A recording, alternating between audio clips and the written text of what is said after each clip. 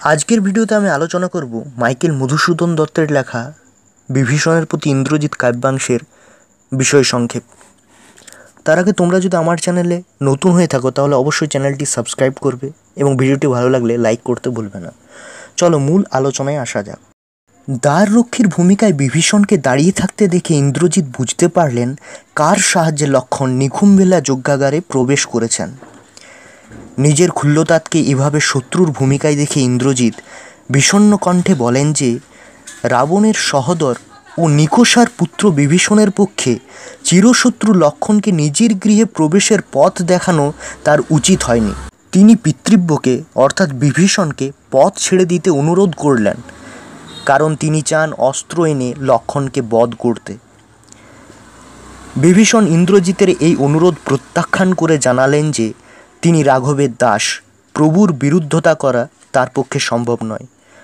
ক্ষুল্লতাৎ বিভীষণের এমন কাপুরুষের মতো কথায় ইন্দ্রজিৎ ধিক্কার জানিয়ে বলেন, রামচন্দ্রের সঙ্গে বিভীষণের এই সম্পর্ক শোভা পায় না।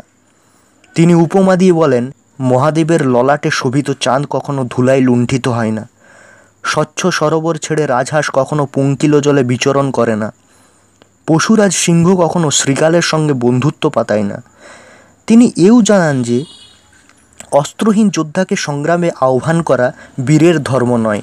কাজেই লক্ষণ যেভাবে তাকে অস্ত্রহীন অবস্থায় বধ করতে উদ্যত হয়েছেন তা শুনে লঙ্কাপুরীর শিশুরাও হাসবে। তিনি বিভীষণকে আবারও পথ ছেড়ে দিতে অনুরোধ করেন, কারণ তিনি চান লক্ষণকে উচিত শিক্ষা দিতে। তিনি দৃঢ়তার সঙ্গে বিভীষণকে জানান যে কোনো দৈব শক্তি লক্ষণকে তার হাত থেকে আজ বাঁচাতে পারবে না। ইন্দ্রজিৎ বিভীষণকে বোঝাবার চেষ্টা করেন যে তাদের জন্মভূমিতে লক্ষণের এরূপ অক্ষত্রিয় সুলভ আচরণ বিভীষণেরও সহ্য করা উচিত নয়। লজ্জিত বিভীষণ ইন্দ্রজিৎকে জানালেন, রাবণ নিজ কর্মফলে নিজের ও দেশবাসীর এই বিপদ ডেকে এনেছেন। আত্মরক্ষার জন্যই তিনি রামচন্দ্রের আশ্রয় নিয়েছেন, অপরের দোষে তিনি নিজের সর্বনাশ ডেকে আনতে চান না।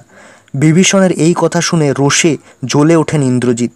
তিনি ক্ষুল্লতাৎকে শাস্ত্রবাক্য স্মরণ করিয়ে দিয়ে বললেন, গুণবান পর অপেক্ষা গুণহীন স্বজনই সর্বদা শ্রেয়।